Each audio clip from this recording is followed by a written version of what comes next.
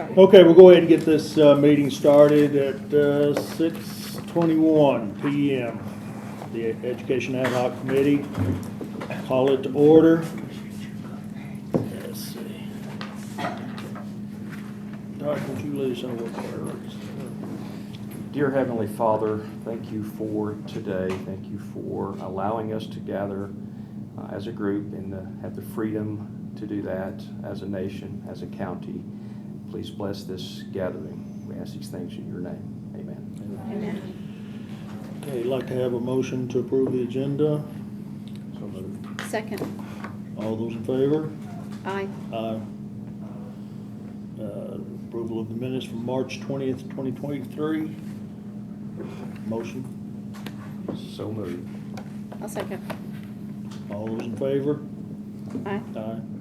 All those opposed? Okay, is there any recognition of the public? I know we had the previous meeting ran over a little bit and then we had to get in here quickly. Anybody like to speak? Anybody like to speak? Okay. We do not have any old business, but we do have new business. We have the honor of having Representative William Slater here. He is on his position of the Education Committee. He's going to give us a briefing on TISA, which is the new program that's going to be funding our schools, the mission of effort that's required as far as taking care of each one of these schools. So I'll let him go ahead and take it away at this point. Chairman, it's okay if I stand? You stand. I'm a walking teacher, so how about that? So anyway, for a digital copy of the slide deck, then you can take down this email address. We'll come back to this email address as well toward the end. Some of you would have received from Commissioner Voigt a packet, a digital packet. Don't get scared, I'm not doing that whole packet. So I think there are 40-something pages. I decided to save taxpayer dollars and not print it out for everybody, because I know what happens there is that you look at it and say, this is a lot of stuff, and it goes in the trash. So anyway, so a digital, if for some reason you didn't get that digital packet, anyone, I'm glad to give that to you. It'll give you more information than you want to know. And I'll go ahead and send that out to the Education Committee also, so everybody will have Very it. good. So that's available for sharing. But this slide deck was not in that because I didn't want you looking at that first. So anyway, the old teacher's trick. So we're talking tonight about the Tennessee Investment in Student Achievement, or TISA funding. Some of you pronounce it TISA. Some pronounce it TISA. I've heard it both ways in the legislature. Don't worry about it. I call it TISA. So it's TISA funding. And this is the new funding formula, which already is going to be implemented for this fall. So we're not waiting on anything. In fact, by July 1, the final numbers will be in, and the full funding and what those numbers look like will be available, we're promised, or we're told, by July 1 by Department of Education. I confirmed that today. So let me go back. Commissioner Brown, Chairman Brown asked me to just kind of give the difference between BEP and TISA, and what that might look like for funding, not just now, but in the future as well. I'm not going to dive down deeply into what BEP was. If you understand it, then you're one of only one person in the whole state of Tennessee, including the folks at the Department of Education as well. BEP was very convoluted, is perhaps the best way to put it. TISA is a much more simple and straightforward funding formula. In May 2022, Governor Lee and the General Assembly enacted the TISA, or Tennessee Investment in Student Achievement Act. You'll notice it was May 2022. I was not sworn in until January of 2023. So if you have any complaints about this, I wasn't there. Just saying, I'm just saying, that's all. So beginning with this school year, this new student-based approach to K-12 public school funding will replace the BEP, as we already mentioned, going all the way back to 1992. TISA is designed to meet the needs of each individual student, increase transparency in public funding and public school funding, and ensure students, families, and stakeholders can advocate for the necessary resources for their schools. This is a student-based funding model. In other words, the dollars follow the student, which is different than what BEP was, but once again, I'm not going to dive into BEP. We're just going to follow this TISA track. TISA generates education funds based on the individual needs of students rather than district averages and ratios.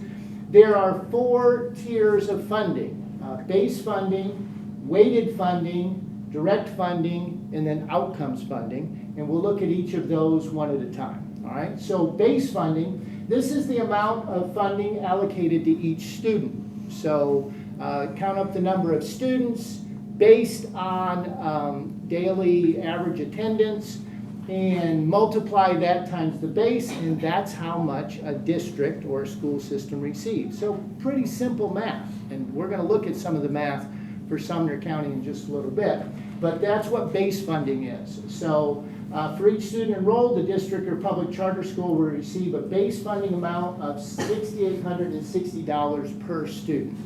So that amount, no matter who the student is, once again, based on the data that comes in from the school district, which is based on the average attendances, you just multiply that times 6,860, and that's the base amount for a school district.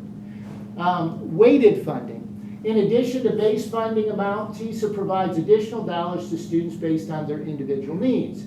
TISA includes weights for students who are economically disadvantaged, and that's at 25%. Those who attend a Title I eligible school, that's 5%. Attend a sparse district, that's 5%, which by the way, Sumner County does not have. Attend a small district, that's 5%, which also Sumner County is not a small district. And have unique learning needs, and that goes between 15% and 150%. All right.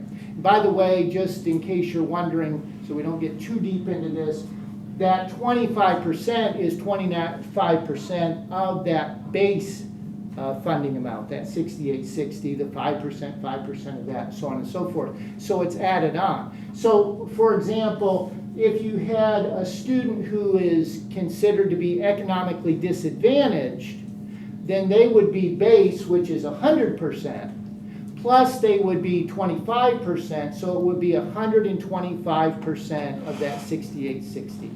Kind of makes sense? I keep on looking at the audience, but I know I'm supposed to be talking to you guys. So anyway, so there can be multiple, by the way, you can get those weighted funding multiple times for students as well. They could be disadvantaged, plus they could also have unique learning needs. Yeah. Just a question. Yeah, sure. Unique learning speeds, are we talking special education? Yeah, special education is included in that. Yes, So that is correct. both ends of the magnet? That is and- correct. Okay. Yeah, so it could be gifted student, yes, that is correct, yes. So it could be a SPED student, or it could be someone who had any of the 13 diagnoses, that type of a thing, yes. Unique learning needs include students with special education services, including gifted service, English learners, and students with characteristics of dyslexia. Those are only examples, all right, only examples. Then there is direct funding. So don't forget, so far we've gone to base funding, which is the first one.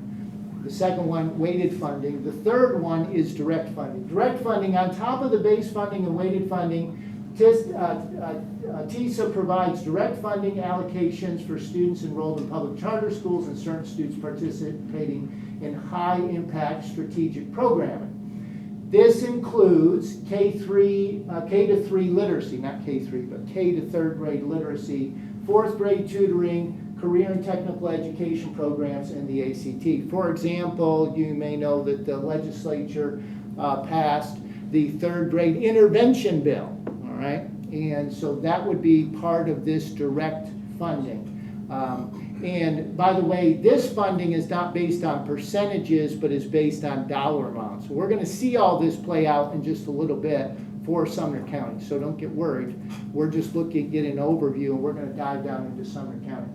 The specific direct funding amounts are subject to annual appropriation by the General Assembly and will be further defined annually by the department and approved by the State Board of Education. So what that means is this, is that every year when the legislature comes into session, that there'll be an appropriation, there's an appropriation bill which will have in there what these amounts are. So these amounts can change from year to year, just like the base funding can change from year to year as well. But it's based on an appropriation, an annual appropriation, which that, by the way, is a similarity to the BEP. Every year, the General Assembly would make an appropriation for the BEP.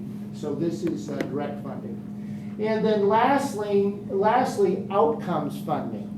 This is the one that right now is the squishiest because there's not data there to figure this out yet. And that's nobody's fault. It's just that this outcomes funding, those determinations are that is still to be determined. TISA also provides funding based on student outcomes. Determining the appropriate outcomes will reflect Tennessee values, will involve convening public stakeholders such as directors of schools, local school board members, elected officials, teachers, and parents to advise the department on setting outcome goals and funding. And by the way, when we say department in any of these slides, it's talking about the Tennessee Department of Education. The specific outcome funding amounts are subject to annual appropriation by the General Assembly and will be defined annually by the department and approved by the State Board of Education. So, and as you probably know, at the state level, there are two different kind of oversight. You have Department of Education and the State Board of Education. Is this a merit-based? Yes. Okay. Yes. So you're looking at TCAPs possibly? Well, let me give you an example. But none of this has been determined how it's going to work. But let's say that a school goes from a level 3 school to level 5 school, the highest that they can. Okay, well then that would be a positive outcome, so they would be rewarded for that positive outcome. So yes, so that would be an example of that. Yes. But all of this is still to be determined what that looks like. Where is it that we want to reward schools and school districts for their achievements? So here are some additional details, and I quite honestly slipped these next two slides in kind of at the last minute based on a question from one of the members of tonight's committee. First of all, teacher pay, and instead of reading it, I'll just tell you. In the past, if the state sent down teacher pay raises, then districts could do what they want with it, and the teachers never saw a pay raise.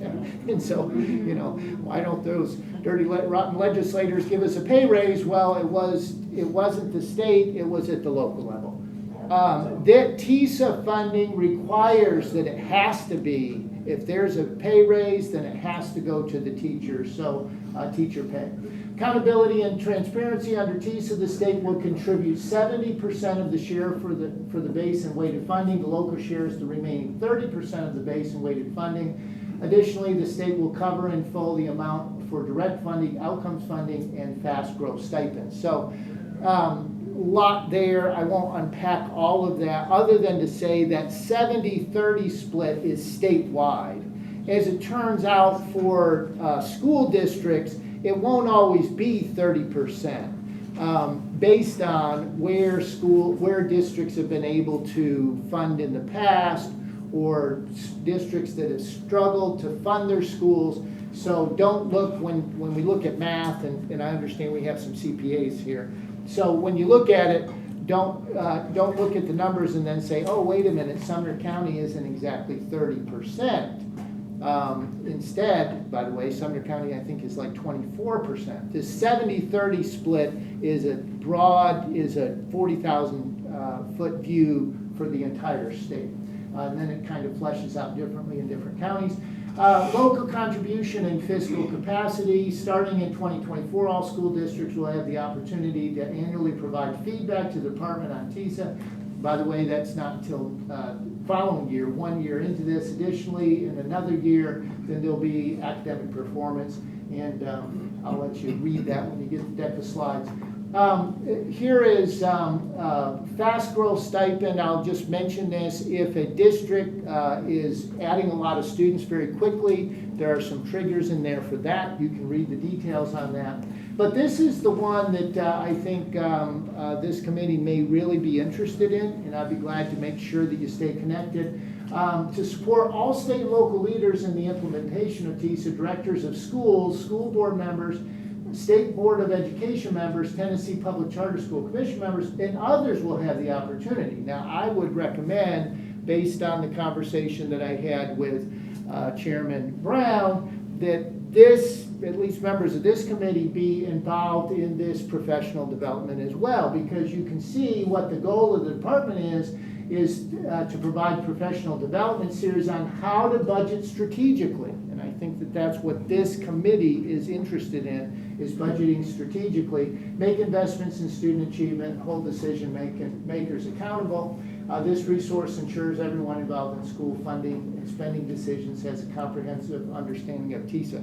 So perhaps the takeaway tonight for this committee is that there are plans by the department to provide professional development so that there can be strategic budgeting in the future.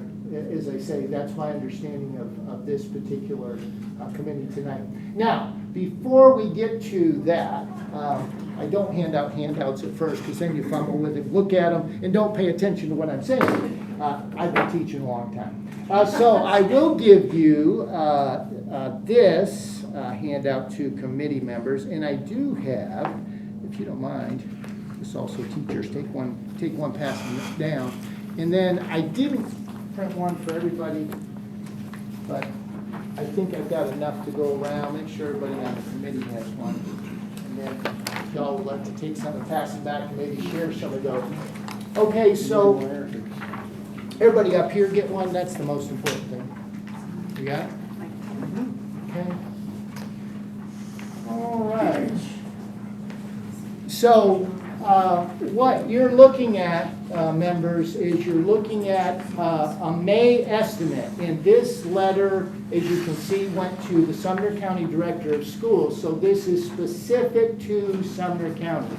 This is the most up-to-date information available. I mentioned to you July 1.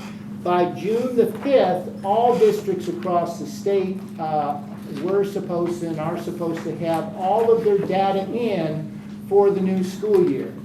This was preview data that came about in May. I checked with the department today. They are, in the way that they put it, they said that we were working around the clock to get all this done in time for July. The deadline for districts was June 15th, and then the department plans to have it out by July 1.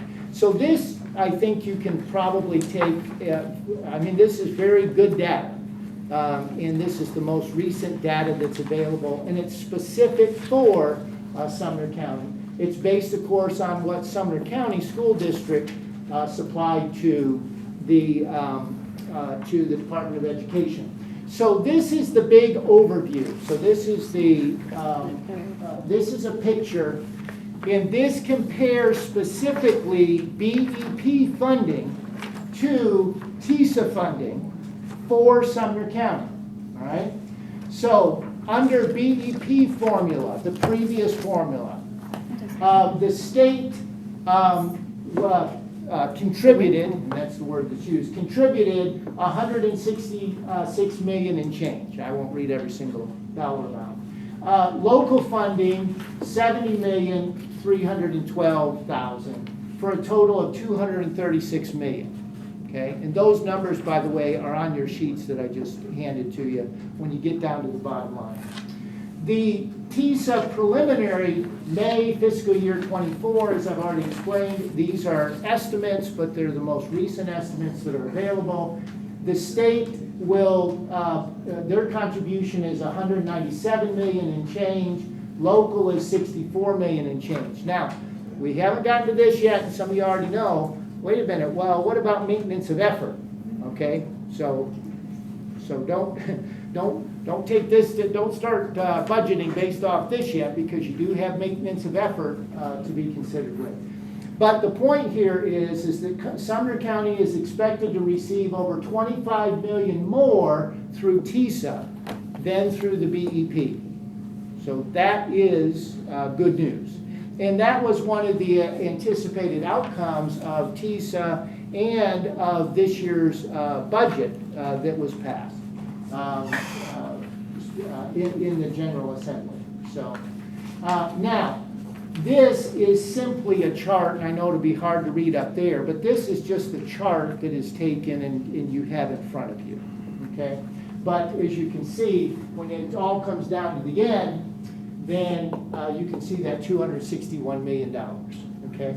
Now, what I will point out to you, though, this is how you figure out, or this is how the Department of Education determines how much is allocated to the two local districts based on students. Once again, the dollars follow the student, all right?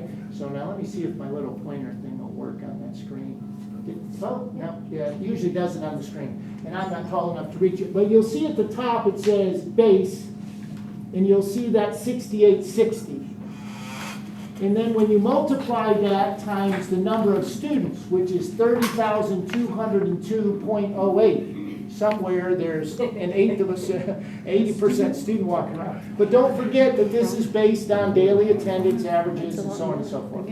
So when you take the 6860 times that number of students, you get the $207 million funding, and that's the base funding. Okay? So that's funding source number one. Okay? Then you see the weights. So for example, and I'm not going to go down through every single one, but we'll start with the first one, economically disadvantaged. All right, the weight is 25%. So 25% of 6860 is whatever. There are 5,348.05 economically disadvantaged students in Sumner County. So you take that amount, multiply it out, and that's 9 million and change. You see how that works? And you can go down through each one of the weighted categories to determine how much funding comes from the state. As I mentioned earlier, small and sparse, we're not a small or a sparse district, so that's 0 for us. But you can see, back to Chairman Brown's point, here are these unique learning needs, and there are 10 different categories, and they are different amounts, percentages. So with the highest percentage being 150%.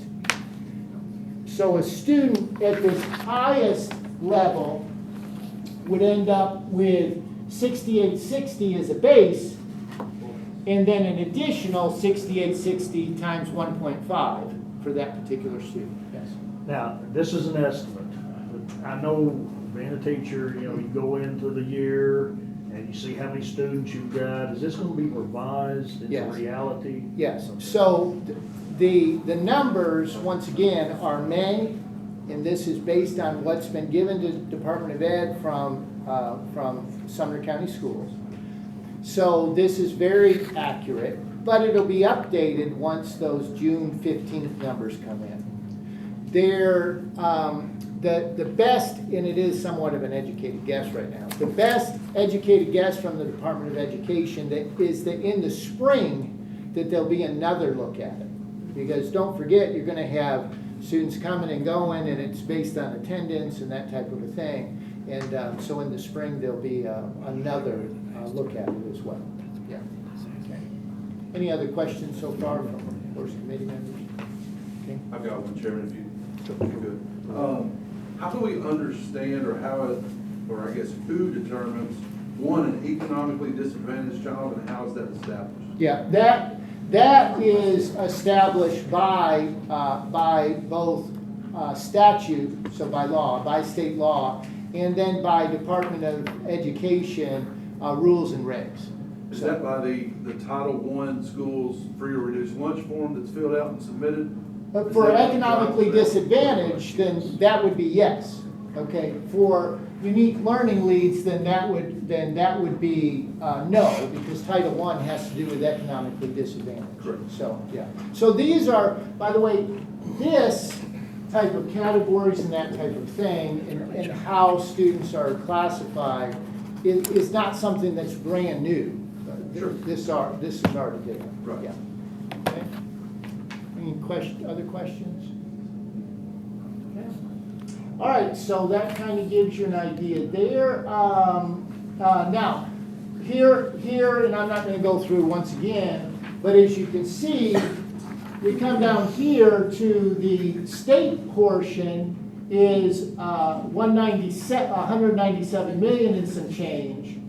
The local portion is 64 million and change. However, Sumner County schools, the maintenance of effort is 126 million and change, which can't change.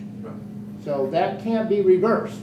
So since last budget, the budget was 126 million and change in Sumner County, then we have to continue with a district maintenance of effort. So that can't be reduced, okay? This number simply is just stating, okay, let's say that this number was smaller, then the county would be required to come up to this number. But here in Sumner County, we're way above the number, almost twice as much as that number is. Okay? And most counties, it is believed, or in actually districts, because as you know, it's not just counties, but there are special school districts. Most districts are going to, their maintenance of effort, except in a few cases in the state, is going to be higher than what is figured by the TISA funding formula, because it is a formula, the TISA funding formula. The maintenance of effort is going to be higher. And so we would expect or suspect that Sumner County would be higher. Okay? You can't go backwards. By the way, in your digital packet, I have a very good, it's long, but I have a very good piece by the former comptroller, now I've forgotten his name, served for all these years. Yeah. In very good piece, about I think 11 pages or something, explaining maintenance of effort. It still talks about BEP, but it's still a very good explanation of maintenance of effort, the statutory requirements and that type of thing. All right, with that, if you would like a copy of this slide deck, I will send that to you. Chairman, if we have time for questions, then I'm good with questions as well. William, I have heard from someone that there was going to be a state mandate on teachers' salaries. Is it in there, and how much, and when will we have to meet that? Yeah, so and I'm going to give you, so Chairman, don't completely hold me to this, even though somebody's recording that type of thing. Let me give you off the top of my head. First of all, yes, over the next 3 years, the legislature has voted to increase the base pay of teachers to a minimum of $50,000. That's going to be incremental over the next 3 years. Also, though, in that, we voted to make counties whole for, I think, the first 2 or 3 years. So in other words, let me just put it this way. There is a provision in there to where instead of it being local dollars that had to go to increase to that base of 50,000, that the state would come in and would make would backfill that, would make it whole, would make the counties whole for a few years. And I apologize that I don't remember that off the top of my head. So, where is base here in Sumner County? Base for teachers. Not sure right Yeah. now. So here's what I would say, and now I'm speaking a little bit out of school, no pun intended, but is that if the committee is interested in strategically budgeting for future years, then that would be part of that, in my humble opinion, that you would look at not only the law, but where Sumner County wants to go as far as a base pay is concerned too. So, but state increases in pay have to go directly to the teachers. They can't be used for other things, as we've already stated. So. And this has always caught us if you have teachers above and beyond what is required, then you're in the hole to begin with, or you're not. You mean that they are being paid above what the base is? Yeah. I suppose you could look at it that way, yeah. Yeah. The intent is to, hopefully, to lift all boats across the state. And I think that's good. I just want to know what the glitches and the problems might be with this. So I've been talking to some of my teacher friends. So one thing I'd like to ask you is, what about teacher aides? Because they brought it to my attention that our teacher aides are paid way down on the scale. So we're gonna raise up our certified teachers. Are we going to I'd like to see that money directed to those aides. They're paid way below McDonald wages. Is there anything in this that can force that money to that staffing? Well, the straight news is that from the state, no, that would have to be a local initiative, you know. So our school board would have to do that. Yes, that would be something that would have to be done at the local level, that They is passed a correct. pay raise for all Yeah. this BOC. So, yeah. What the state legislature and the state is looking at are teachers certified. certified level. That is correct, yes. And then it would be the responsibility of locals to decide what to do. To raise those. Yes, with those classified employees. Thank you. All right? One of the weighted funding categories that you had listed on your slides was Title I eligible, but Yes. then it was not included. We don't have that broken down as one of our weighted categories. Is that included in the economically disadvantaged? I am going to say this, I believe that it is. Okay. I believe that it is. You know what I just realized too, though, is that I stopped at the weighted, it did not cover direct. I mentioned direct, but then didn't show you how that worked. And so if you don't mind, I'll go back real quickly. So as you can see, that's a fixed dollar amount. So based on the May numbers, you have this number of students, Can we go 8,900 and change, times 500, and that's where you get that $4.4 million. So that's the direct. And also I just continue to the outcomes funding, which we said is to be determined. So go ahead. Is there a way to get clarification on districts that have it separated or combined? I'll tell you what, if you'll do this, you can either send an email to that, or if you would like, you can text that to me, Okay. whichever works out best to you, Okay. and I'll make sure that I follow up. Okay, thank You'll you. give me a clear question, Sure. I'll do my best to give you a clear answer. Thank you, I appreciate it. Okay, we're getting up against the clock here. I appreciate Thank you, Williams Chairman. coming here. Appreciate it, thank you, Chairman. And go ahead and entertain an adjournment. I motion to adjourn. Second. All in Mr. favor? Slater, thank Let's you so go. much. This was very, and I can see you are a master Well, I don't know educator. about that.